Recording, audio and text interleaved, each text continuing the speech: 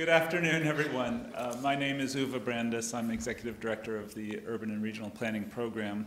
And welcome to the fourth of this fall's speaker series. And we're very delighted and honored to have Marcel Acosta here, the Executive Director of the National Capital Planning Commission. He is a veteran at this point, has been in that position for several years now, and also a veteran of both the Chicago Planning Office and the Chicago Transportation Authority. So Marcel comes with rich experiences of big city. We've been studying the history of Chicago in the history and theory class. And so look forward to your Chicago take on Washington. But we're going to walk through he'll present, and hopefully we'll have a few minutes to have questions and answers. And I'd just like to acknowledge and thank Marcel for coming. Marcel's also very graciously agreed to serve on the advisory committee overlooking the program. And so hopefully today will not be the last time we see you here at Georgetown. So thank you, Marcel, for coming. Thanks. Well, good afternoon, everyone. Again, I'm Marcel Acosta. I'm the Executive Director of the National Capital Planning Commission. For those of you who don't know what we do, we're actually a federal agency that's responsible for the planning of federal lands and federal buildings in the District of Columbia, as well as the National Capital Region. So we do have a very specific function. I know that that Harriet Trigoni, my counterpart at the DC Office of Planning, spoke to the group last week. And so she deals mostly with the local city side of planning in the District of Columbia. But because we are a national capital, and because of the importance of the national capital, and because this is a purpose-built capital for our country, Congress felt it was important to have a planning agency look after coordination and planning of federal lands and federal buildings, including monuments and museums, and the White House and other things that you might think of as federal facilities, as well as defense facilities throughout the region, as well as to coordinate our efforts with the District of Columbia Planning Office, as well as our counterparts within the region, the local planning offices in the region, to ensure that our efforts are coordinated, that indeed this is one city at the end of the day. It's not a federal city and a local city. I think people perceive Washington, D.C. as one place, one city, and that it's important for all of us to make sure that these issues, whether they're coming from a federal perspective or a local perspective, are discussed, are deliberated upon. And I think we're trying to do things in the best interest of not only the nation in terms of our symbolic elements, but we want to do right by the people who live and work in the District of Columbia, as well as the National Capital Region. So that just gives you a bit of an overview of what we do. But I'll start with this basic question: what does it mean to be a capital city? As Uwe mentioned, I worked in Chicago for many years, and Chicago is a great place. I mean, in terms of it being the home of the skyscraper, being a home for entrepreneurial development, big business, everything, manufacturing, a place where immigrants come. It is a unique place, but so is Washington, D.C. And I think what distinguishes this city from other places is that it is the nation's capital, that it is a purpose-built capital, that unlike if this capital was in Philadelphia or New York City, it would have been a much different place, because those cities grew organically, and that essentially they added the component of being the seat of government as part of their being, but it doesn't overwhelm or it isn't the essence of their place. You think of great places like London and Paris, which are also capital cities. They also are great cities, and they happen to be capitals. In this case, the city was founded to be a capital. It was intentional. It was after a lot of debate and discussion, and it also was a planned city. This was one of the earliest planned capitals around. In the 20th century, other capitals such as Canberra in Australia and Brasilia in Brazil, are all examples of planned capital cities where they intentionally picked a place. They did a plan to identify where various features such as government buildings, symbolic elements, even housing and retailing and other things that may serve it were placed, but they were all intentionally designed and intentionally built. I think the other pieces of being a capital city is really the symbolic elements of a capital, that it's really the physical manifestation of our national identity. That people, regardless of what goes on in Washington today, I think people still have a deep-seated respect for our institutions, for democracy, for the events of the past, for people who meant much to our nation, who are heroic figures, who have changed the course of history. Those are all dealt with in the physical manifestation of the Capitol. Think of the Mall, for instance. Think of the various monuments and museums that you visit. Think of the Great Dome of the Capitol building. And those are meaningful today.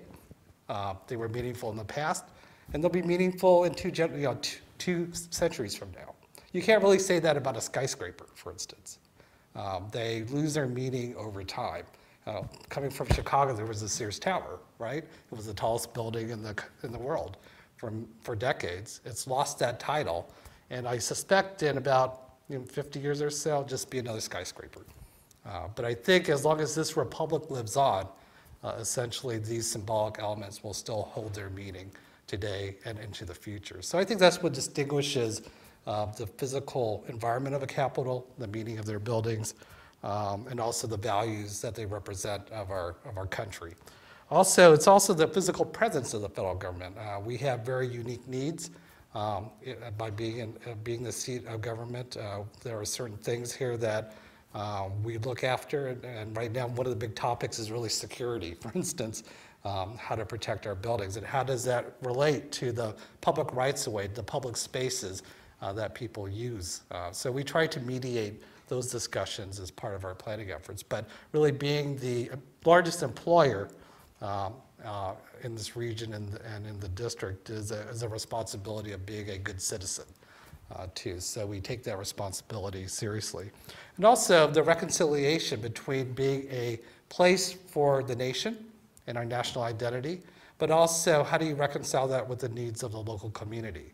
And so a lot of our discussions in terms of our planning really deals with how do you leverage those things? I think Uva, when we first met, was really in charge of the Anacostia waterfront plan, where it was dealing with a lot of the federal lands along the riverfront, which could be reused as great places for the local community, for the citizens of the district to partake in. And so how do you leverage those assets in order to make places in the city, I think is an important part of our job. So those are essentially some of the things that we try to do.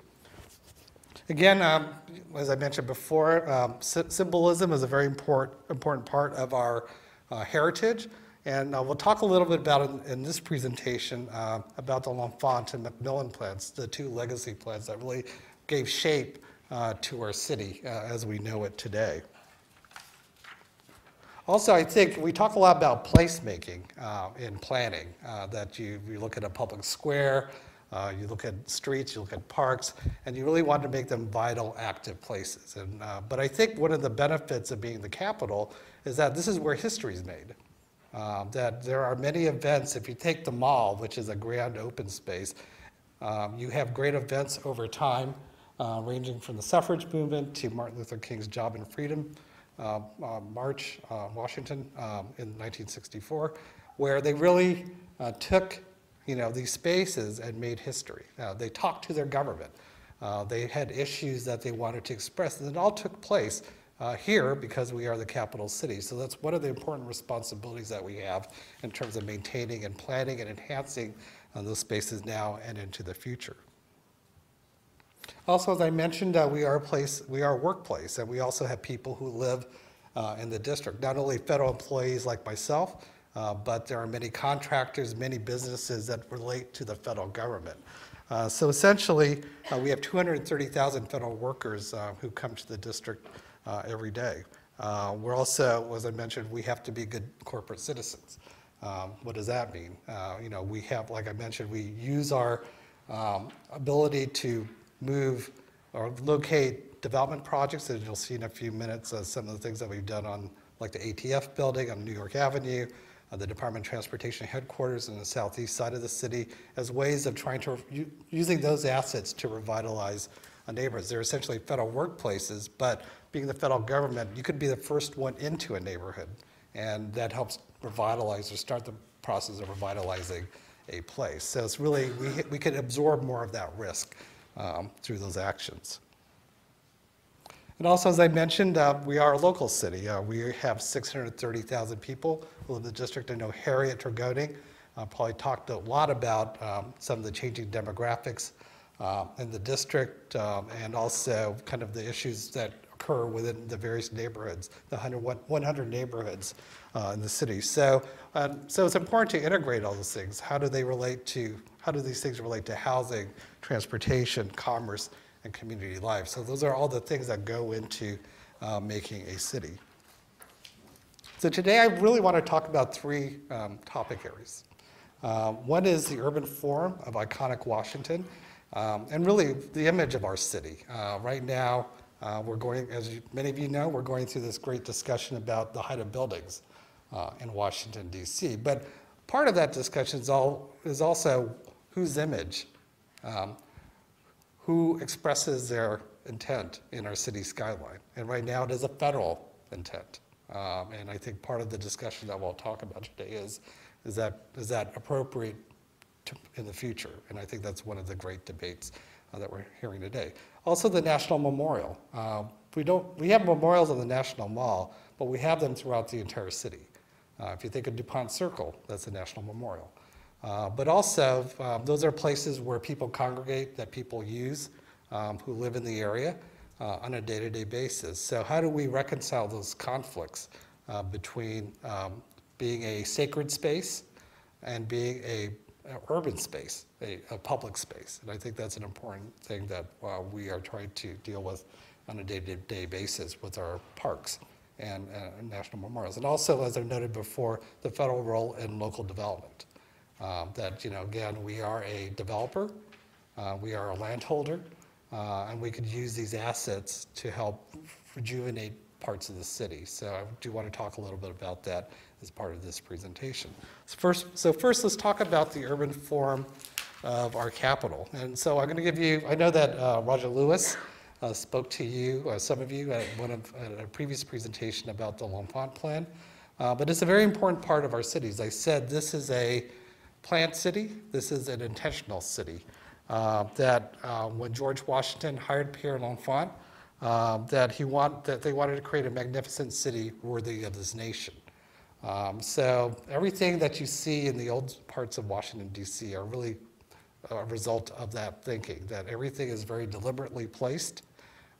They have a certain scale to it. And even to the extent, as you're talking about the skyline, there was also an intent for these national iconic buildings like the Capitol to prevail on the skyline. So I think that was some of the elements in the thinking in terms of the planning of Washington, D.C.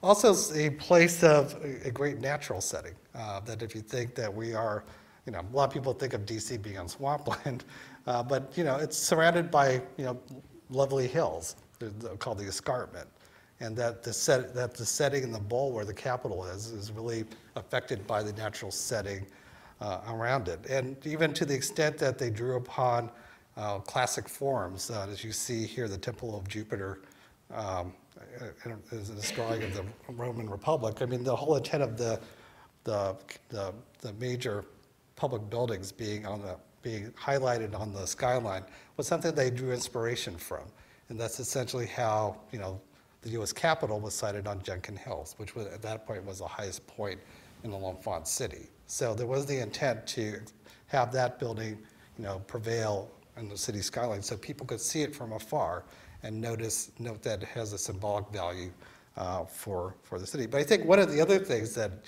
for many of you who are going into planning, is that plans take a long time to bring into fruition.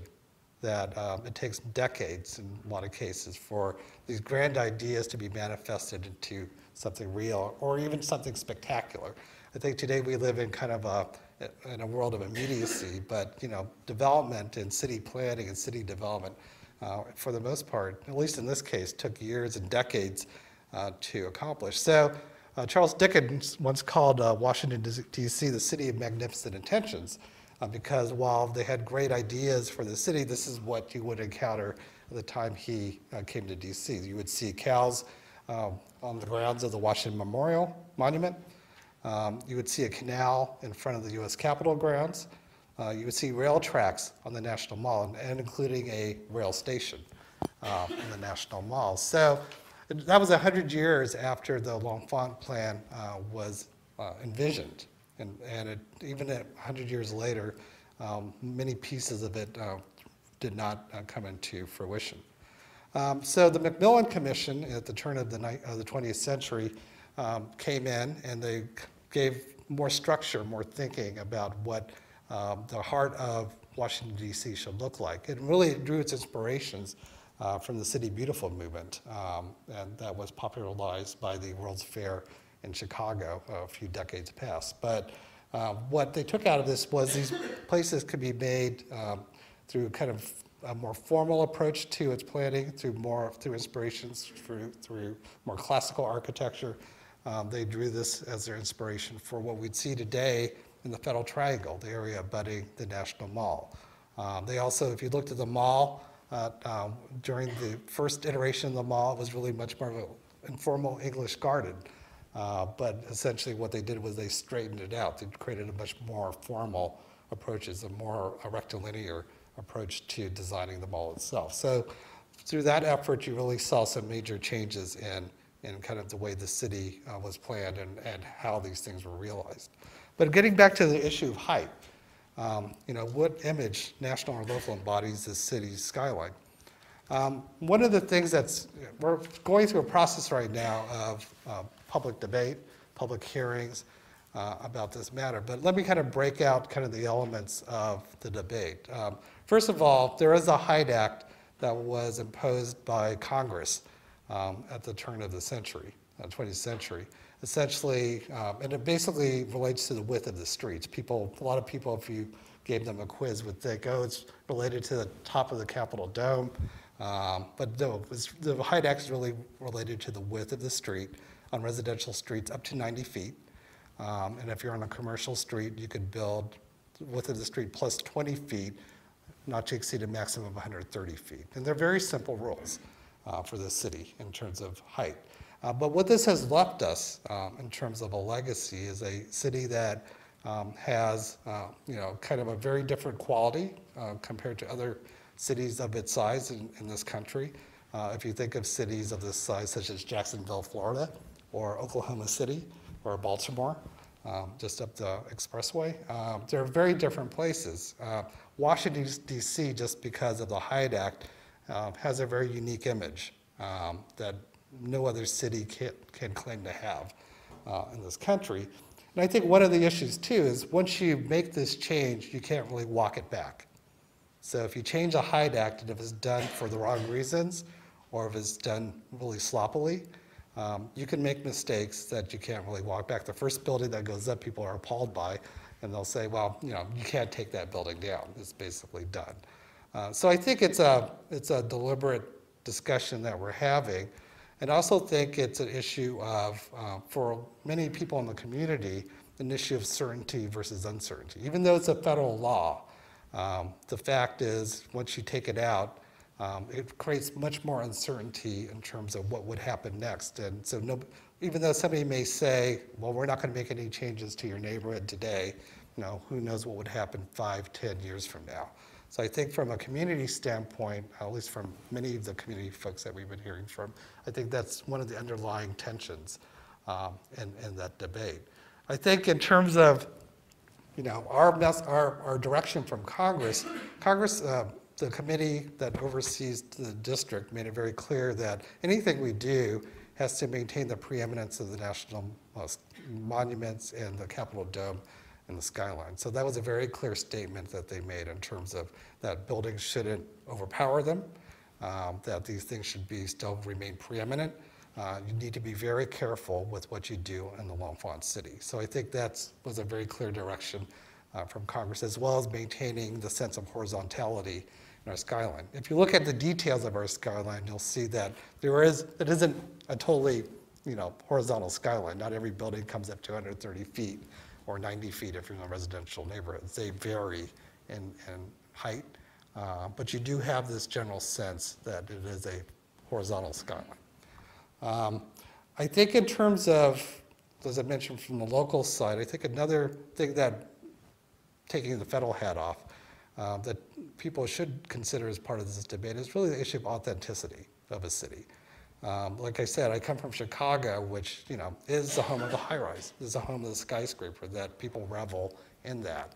That it is a much different city than Washington, D.C., which has, in its DNA, this basic premise of a very, graceful, gracious, elegant streetscapes, that a scale that is, remarkably humane. And that's been kind of its DNA since it was created. So once you make that significant change to the heights, we're not talking, a 900 foot building downtown. But if you do start making these changes in the city, at what point do you start to lose that? I think that's another question that people are asking in terms of, where's that tipping point? What do you want to accomplish with this? Will we just be another derivative, mid-sized city with, a couple of skyscrapers, or even if you look across the river at Roslyn and in Arlington, you have examples of what these cities look like. They're fairly unremarkable in terms of, if I showed you postcards of a lot of these mid-sized cities, I doubt very much some of you could tell me kind of where the postcards match up to. I think in this case you have a very unique form, and that we want to make sure that that form is maintained over time. So that's really kind of the genesis, or kind of the issues that we are debating now. We are still in a public process, and you're welcome to come to 2 public hearings next week. The City Council is holding a hearing on this on October 28th, and we will be holding a hearing on October 30th to take public input on this. So it is an interesting debate, and it's kind of like a once-in-a-lifetime debate. This does not happen. I mean, a lot of people talk about the Hyde Act, but this is the first time in decades where it's been talked through in kind of a very deliberate fashion. And that I will say that NCPC is a federal agency, and the district have somewhat different positions on this.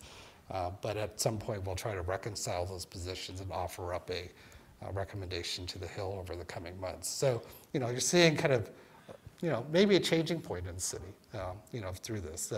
And this also embodies a lot of other issues too, in terms of, the generational divide in kind of the population and how they see the city. You have millennials coming in to the city, and they're saying, why can't it be something else? This is our view of what a great city should look like.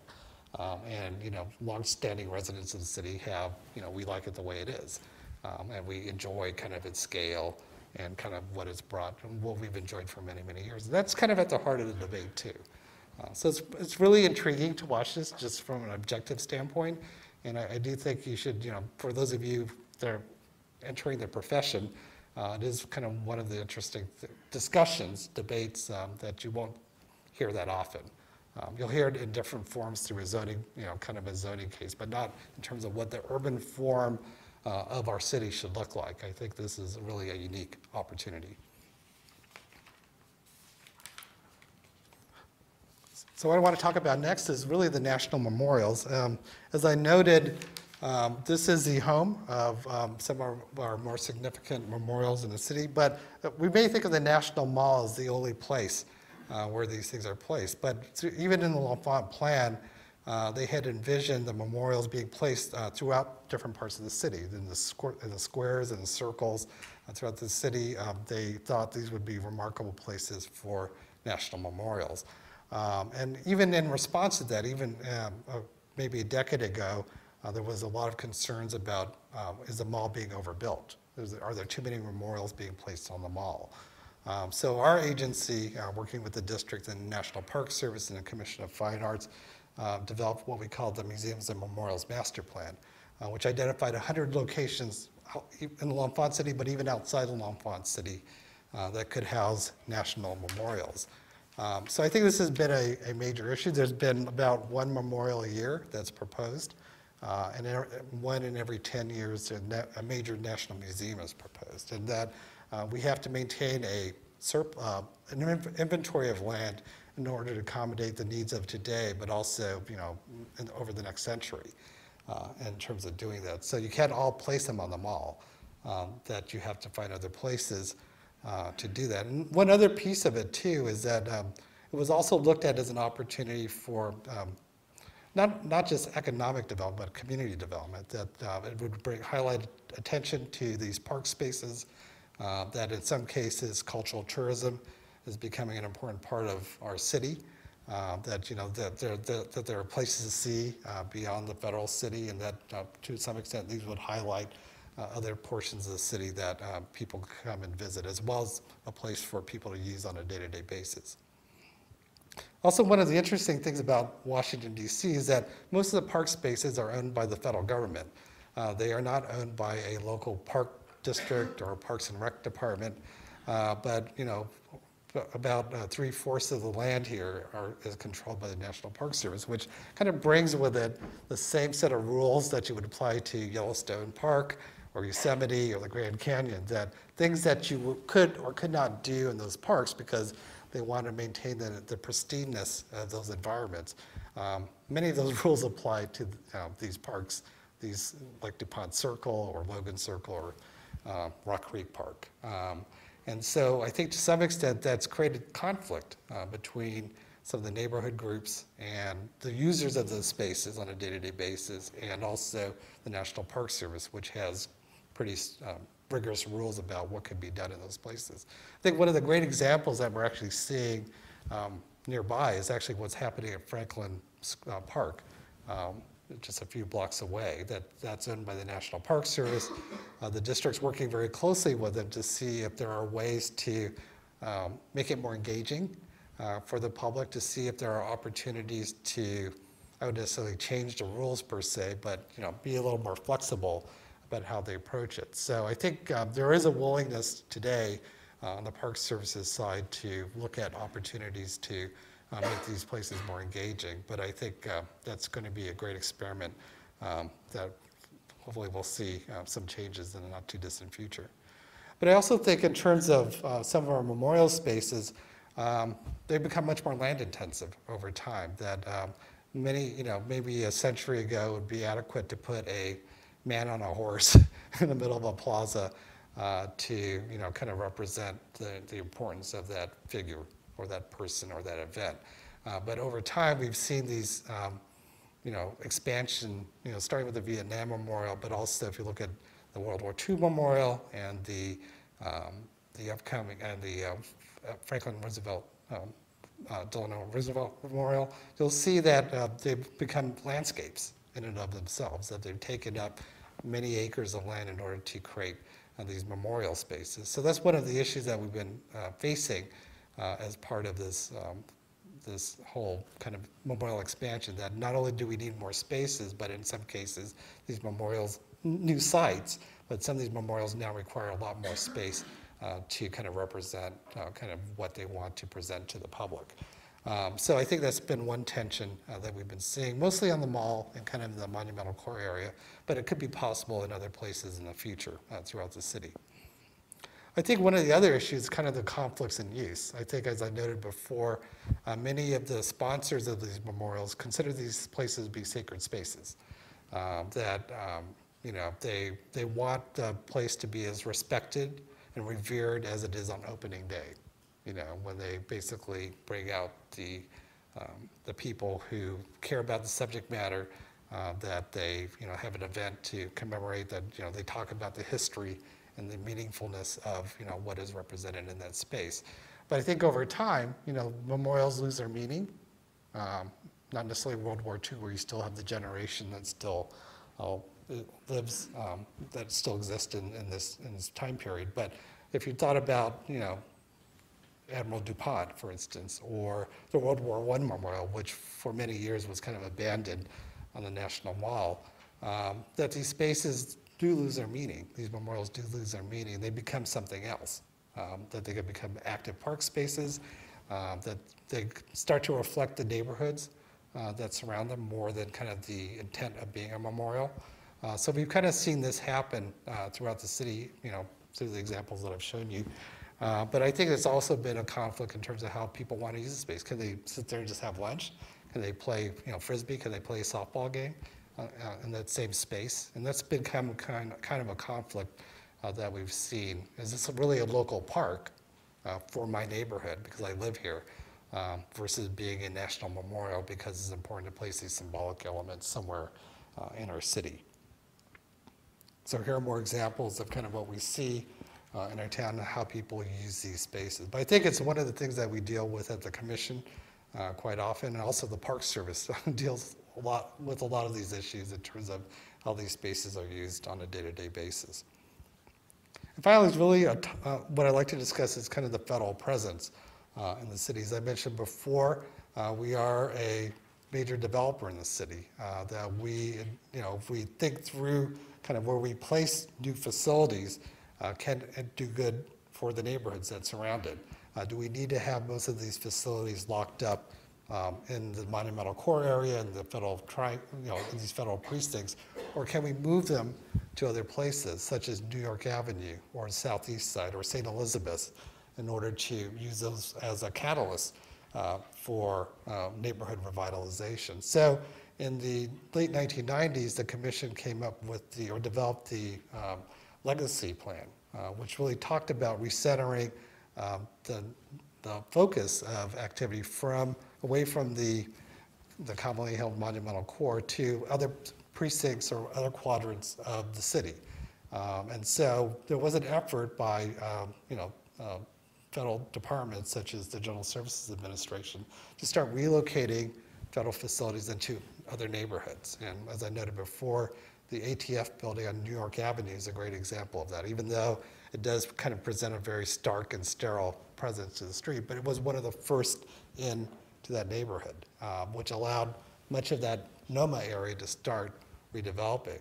If you looked at the southeast side of the city, around the Navy Yards, first they moved Navy offices back to the Navy Yards from Arlington and from Northern Virginia back to that space, which started the whole regeneration of that area. And then they actually sold off land adjacent to the Navy Yards for private development. And then as part of that deal, they got the Department of Transportation, which you see here, to be one of the anchors, which was the first in the complex. So a lot of people may think that the baseball stadium was really kind of the key pieces of it, but the federal government actually laid a lot of the groundwork for that revitalization effort just through making these moves and how they disposed of property for private reuse to start that process of regeneration. And then basically the private sector comes in and kind of fills in kind of the other sites. And some of it is related to the work that's being done in some of these facilities. A lot of the first businesses along M Street Southeast, for instance, really related to more Navy contractors that were related to the Navy Yards. And now it's becoming much more of a mixed use community, which is great, which I think is one of the things that we wanted to achieve with the plan. Same thing with the St. Elizabeth campus, which is the new headquarters for the Department of Homeland Security. That was thought that by placing that new cabinet level agency in that complex, it would be a way to begin the rejuvenation of the Anacostia neighborhood. I think one of the biggest issues, though, that we've encountered with all of these projects, again, is the issue of security. After 9/11, a lot of these facilities wanted to hunker down, wanted to kind of close themselves off to the rest of the community. So, by creating walls, gates, you name it, setting themselves back, not allowing ground floor retailing in their businesses. Even having the Starbucks at the Department of Transportation building was a great victory because for many, many meetings they fought that. They just didn't want to they just wanted to kind of leave a blank street level presence. So that's one of the conflicts that we're seeing now is that, even though they provide kind of a presence, it doesn't necessarily mean it's going to be the presence that the city would want us to have, that they would want us to be more engaging and put in more street level use, more street life, but we don't necessarily see that in some of our buildings. And especially with St. Elizabeth, which is a which was an old hospital, which was in effect a walled-off complex. What are the opportunities to make that more integral as part of the Anacostia neighborhood? And so the district is trying to use the other side of the campus, which they own, as a way to kind of bridge that gap. But I think it is a difficult position to overcome, that just because of the physical elements there, it makes it very hard to kind of integrate those features back into the neighborhood. So those are some of the things that we're dealing with. Again, we have one more project that we're working on, which is the Southwest Eco District, which is just south of the National Mall. If you really thought about it, it's mostly federal. It's kind of a federal enclave designed in the 1960s and 70s, kind of the super block development that was popular back then. But what we're trying to do is to make that become much more of a mixed use community, that there is interest by GSA to revisit some of the property decisions that they're going to make there over the long haul. They may, at some point in time, turn back some of the land for private development. And that would allow us to reclaim some of the streets that were lost as part of that initial development project of the 60s, as well as making better connections between the National Mall and the waterfront, which is really becoming a booming area once that new Southwest Waterfront development project is developed. So there are opportunities there to kind of bridge that gap. And again, if the federal government does a good job of planning and development and property disposal, it could be a way to kind of reknit the city, at least in this portion of Washington, D.C. So there are great opportunities here. I think the big challenge for us in the future is really the execution. Are we going to do all the right things and make all the right transactions and make all the right decisions as we kind of go through kind of this morass of, how are we going to redevelop the Department of Energy building, for instance, and what are we going to, are we just going to leave it in place, or are we going to basically allow more private development to occur there as part of it? I think those are some of the questions that we'll be dealing with over the coming months. So with that, I invite you to visit our website, www.ncpc.gov, to find out more about what we do. But also, I do want to end this note about the whole notion of being a capital. Again, I think it is a great privilege to work in this city, that it is one of the few places which is remarkably unique. You could work in many other places, but I think this has a distinctiveness and kind of a meaningfulness of its own. And that I think it's a place where you make decisions that are just not important for the city, but also for the nation. That I think even if you worked in the local planning department, I think my counterpart Harry Turgotti would also say a lot of those decisions are very long-standing, and that unlike working in other places, people will look at it, not only citizens here today and tomorrow, but visitors who come here who kind of want to pay respect and honor kind of our seat of government in terms of what we do on a day-to-day basis, has that sort of impact in the future. So, again, I think it's about being authentic. It's about making sure as you plan the city, as you make changes in the future, because we don't live in a museum. We live in a living, thriving place, but we do have to consider kind of what makes this place unique, and that we want to make sure that we don't destroy that aspect as we're trying to move forward in the future. So it's really a balancing act. It's trying to ensure that the city can thrive in future generations, but also we do have to respect and honor kind of these great things that our predecessors have left us. So with that, I'd like to thank you, and I'm happy to answer any questions that you might have.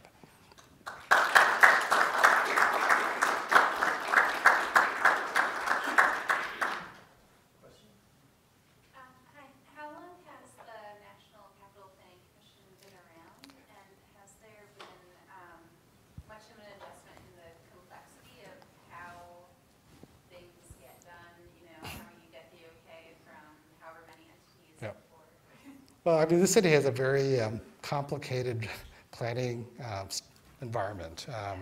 The commission was actually founded in 1924. It started off as a park planning agency and acquired all the parkways like George Washington Parkway throughout the region. And then in 1952, Congress designated it as the planning agency for the district. And you have to remember at that time, there was no home rule, that basically Congress ran the city. They appointed 3 commissioners on their behalf to run Washington, D.C. So NCPC was essentially the planning agency for the city. And then in the 70s, Congress, delegated many of these responsibilities to local government. That's when the district, the mayor was, they actually were allowed to elect a mayor at that time and elect their own city council. And that's when the Office of Planning was created in the 70s. So as part of that, they had bifurcated the planning in the city. That since the federal government owns, roughly 40% of the land in this area, all the federal lands were kept under the jurisdiction of NCPC, and then the private activity, the housing, the economic development, the private sector development was regulated by the district. I think one thing you have to think about is that in most,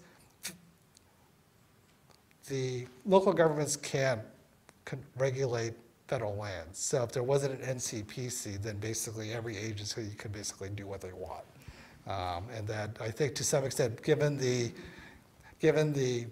concentration and the magnitude of the federal holdings here, I think that the Congress felt it was important to maintain some coordination of these activities. So, the district could interface with an entity that could deal with these issues. And also, the district sits on our commission too. The mayor appoints 2 members. The mayor is represented by Harry Turgoting too, as well as the city council chair. So there's representation from the district on our commission. I'm not too familiar with NCPC, but it sounds like for the most part, you guys tend to sell land rather than lease it, whereas the district is recently taking a step, whether it's being a landlord and leasing their assets rather than giving them up to the developers.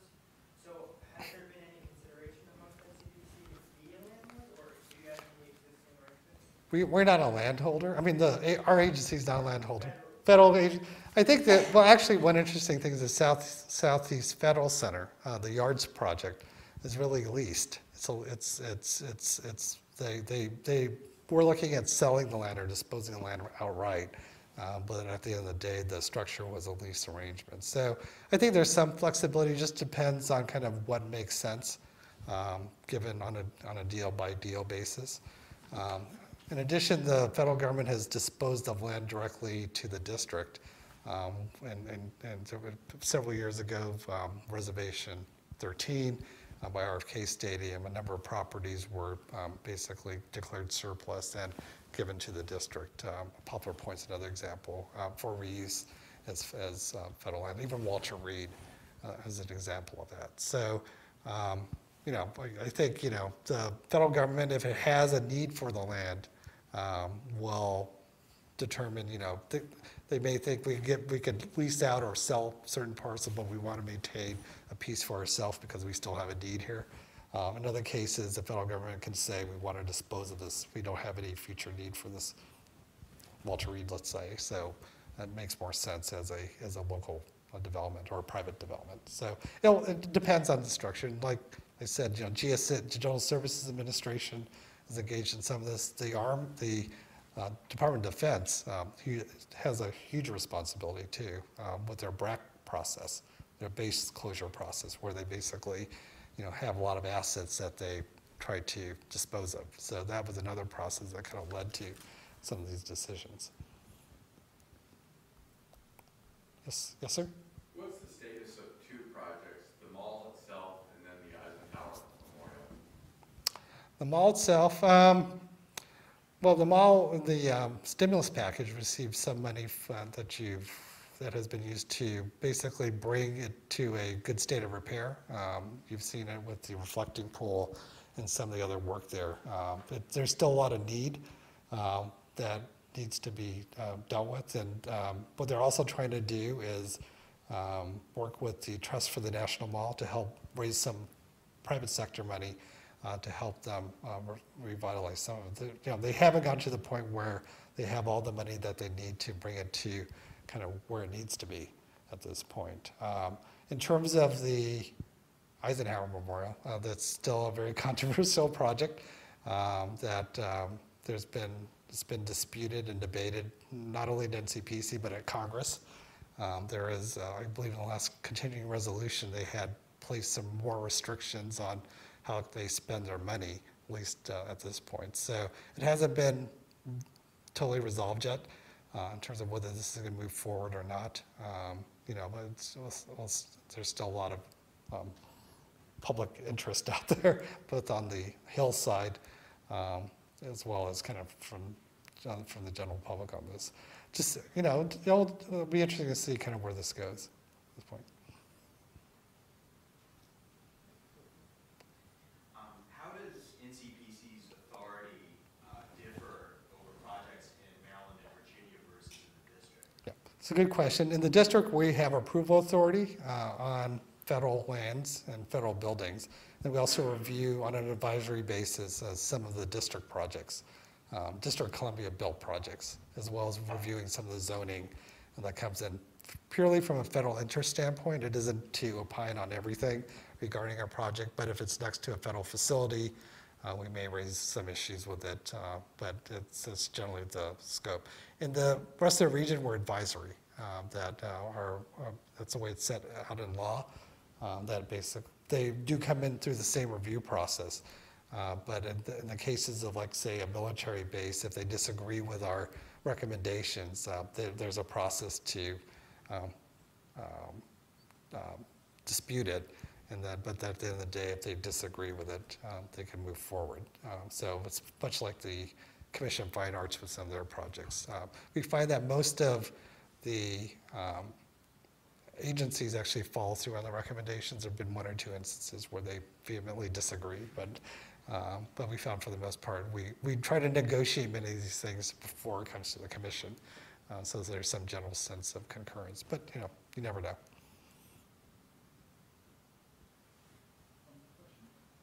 So, Philip, Can you talk about what you mean by federal interest when you're talking about a project next to a federal facility or the zoning related to that project?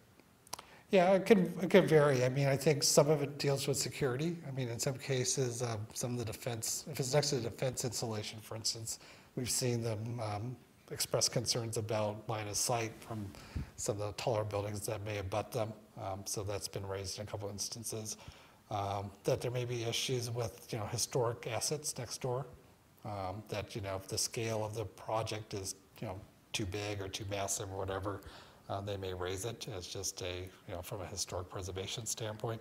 They may have issues like any other property owner, adjacent property owner. They may be concerned about traffic impacts generated by a development next door. So, you know, they have the same set of issues that a community group would have or an adjacent business might have if something came next door to them. So there are operational concerns that there are also kind of preservation and historic resources concerns that we could deal with. We also have a comprehensive plan that we're required to prepare jointly with the district.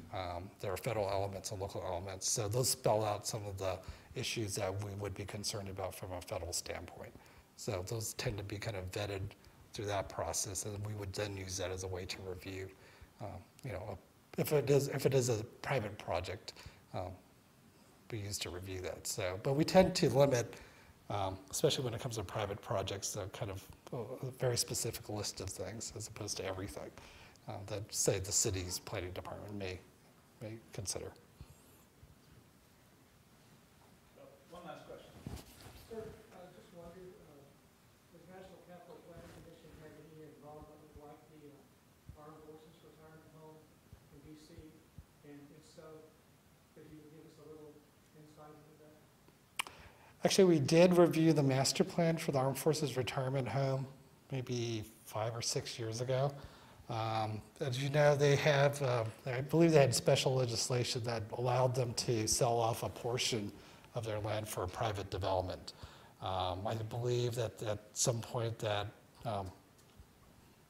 that idea fell through. At least the plan that we looked at was not going to move forward.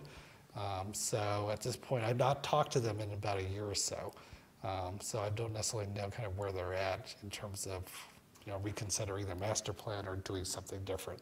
They had a whole master developer concept. So they would basically turn it over to a single developer to do all their construction and development of the land. But that did not happen. I think a lot of it had to do with the recession, 2008.